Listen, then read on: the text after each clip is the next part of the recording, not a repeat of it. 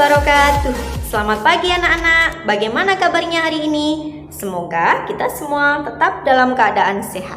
Hari ini kita akan belajar tema 1, selamatkan makhluk hidup. Subtema 1, tumbuhan sahabatku. Pembelajaran 3 dan 4 bersama saya Ustazah Zunis. Tujuan pembelajaran kita hari ini, yang pertama, mengidentifikasi cara perkembangbiakan vegetatif pada tumbuhan dan manfaatnya. 2. Menemukan ide pokok dalam bacaan dengan bantuan diagram.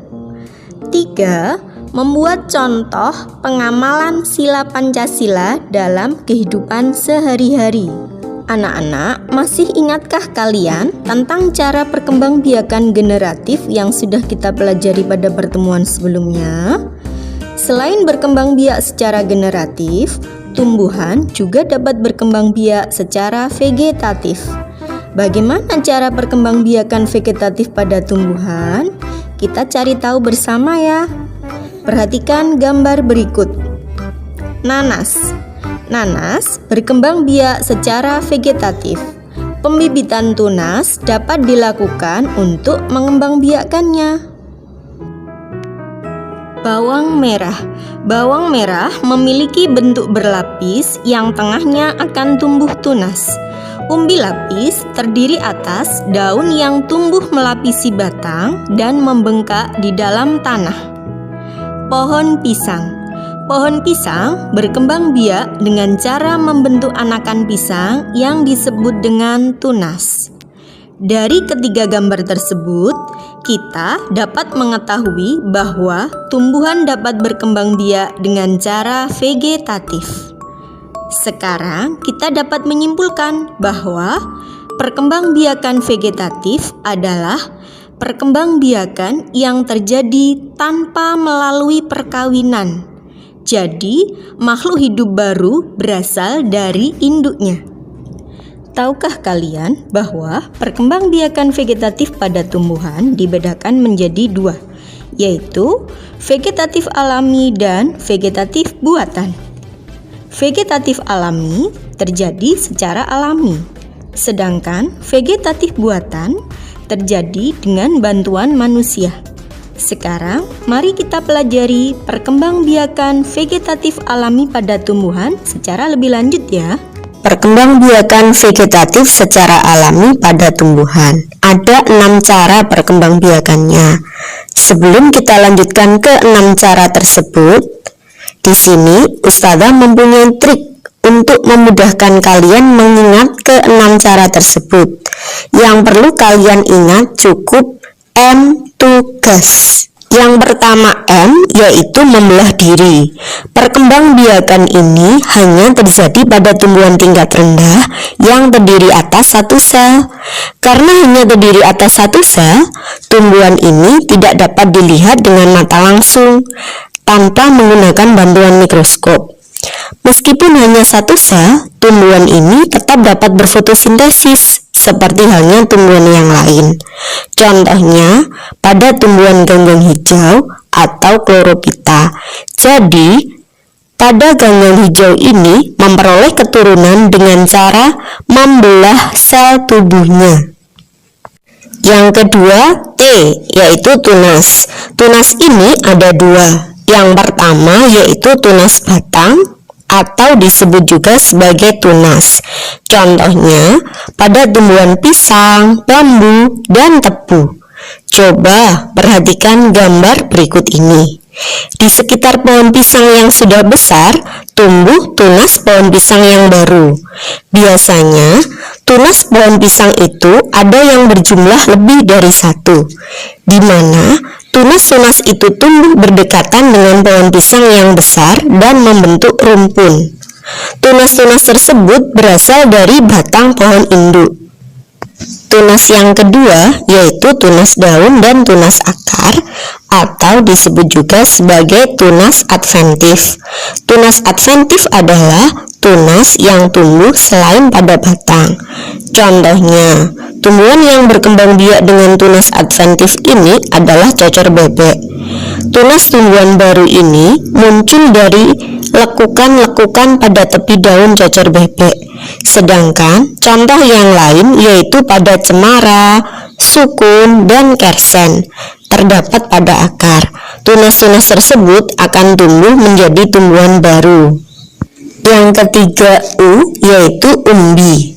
Tahukah kamu apa itu umbi? Umbi adalah bagian tumbuhan yang menggembung di dalam tanah dan berisi cadangan makanan. Umbi ini ada 3, yaitu yang pertama umbi akar. Umbi akar sebenarnya adalah akar yang berfungsi menyimpan cadangan makanan, bukan sebagai alat perkembangbiakan. Jadi, umbi akar ini jika ditanam tidak akan tumbuh tunas. Contohnya pada lobak, wortel, dan singkong. Umbi yang kedua yaitu umbi batang. Umbi batang ini sebenarnya adalah batang yang menggembung di dalam tanah dan menyimpan cadangan makanan. Jika umbi ini ditanam, maka dapat tumbuh tunas yang akan tumbuh menjadi tumbuhan baru. Contohnya pada gembili, ubi jalar, dan kentang. Umbi yang ketiga yaitu umbi lapis. Umbi lapis ini sebenarnya adalah lapisan-lapisan daun yang mengelilingi batang. Contohnya pada bawang merah, bawang putih, dan bunga bakung.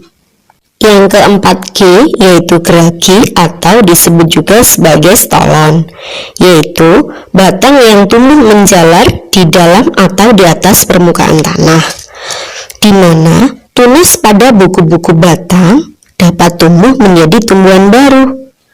Ujung geragi yang menyentuh tanah akan membelok ke atas, dan bagian bawah geragi muncul akar serabut. Contohnya pada stroberi, pegagan, dan rumput teki. Yang kelima A yaitu akar tinggal atau disebut juga sebagai rizoma. Akar tinggal ini sebenarnya adalah batang yang tertanam dan tumbuh di dalam tanah. Batang tersebut tumbuh secara mendatar, tampak seperti akar, dengan ciri-ciri bentuknya seperti akar tetapi berbuku-buku, dan pada ujungnya terdapat kuncup atau calon tunas. Pada setiap buku terdapat sisi yang sebenarnya berasal dari daun. Contohnya pada lengkuas, jahe, kunyit, dan temulawak. Yang keenam S yaitu spora. Spora berbentuk seperti biji, tetapi sangat kecil, sehingga jika kita ingin melihatnya harus dengan menggunakan bantuan mikroskop. Contohnya pada tumbuhan lumut dan tumbuhan paku. Tumbuhan paku ini memiliki ciri daun mudanya selalu menggulung. Sedangkan pada daun yang sudah tua, jika daun tersebut kita balik, maka kita akan menemukan bagian daun ada yang terdapat bagian spora dan ada juga yang tidak. Daun yang menghasilkan spora ini disebut sebagai sporofil. Sedangkan daun yang tidak menghasilkan spora disebut sebagai tropofil. Spora ini dibentuk di bagian kotak spora yang disebut sebagai sporangium. Jadi, satu sporangium terdapat banyak spora di dalamnya, dan kumpulan dari beberapa sporangium disebut sebagai sorus. Bagaimana? Sekarang sudah paham belum? Anak-anak, sungguh hebat ya, semua tumbuhan yang diciptakan oleh Allah memiliki cara yang unik untuk menjaga kelestariannya. Melestarikan tumbuhan merupakan salah satu wujud rasa syukur kita kepada Allah. Selanjutnya, bacalah teks bacaan tumbuhan sumber kehidupan yang ada pada buku siswa. Dari bacaan tersebut, coba temukan ide pokok setiap paragrafnya. Kalian dapat menuliskan ide pokoknya ke dalam diagram berikut ini. Selanjutnya, dari ide pokok tersebut, Kalian dapat mengembangkannya menjadi tulisan dengan bahasa kalian sendiri. Nah, mudah bukan? Tahukah anak-anak bahwa tumbuhan tidak hanya bermanfaat sebagai sumber makanan, tetapi ada manfaat lainnya dalam kehidupan kita. Misalnya, kita membutuhkan tumbuhan untuk bernafas karena tumbuhan dapat menghasilkan oksigen. Oleh karena itu, manusia memiliki peran untuk melestarikan tumbuhan. Tahukah anak-anak bahwa melestarikan tumbuhan merupakan salah satu bentuk pengamalan nilai-nilai Pancasila?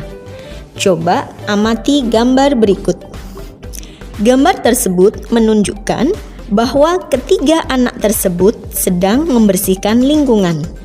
Jika diperhatikan dari segi pakaian, anak tersebut berasal dari suku yang berbeda. Kerja bakti dan gotong royong merupakan bentuk pengamalan sila ketiga Pancasila.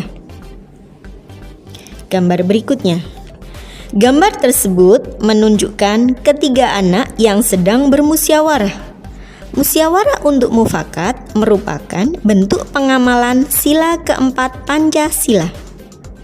Sekarang, buatlah contoh pengamalan sila ke-1 sampai dengan ke-5 Pancasila dalam kehidupan sehari-hari. Anak-anak hebat, alhamdulillah pelajaran hari ini telah selesai. Semoga apa yang kita pelajari hari ini menjadi ilmu yang bermanfaat. Pesan Ustazah, tetap semangat belajar di rumah. Wassalamualaikum warahmatullahi wabarakatuh.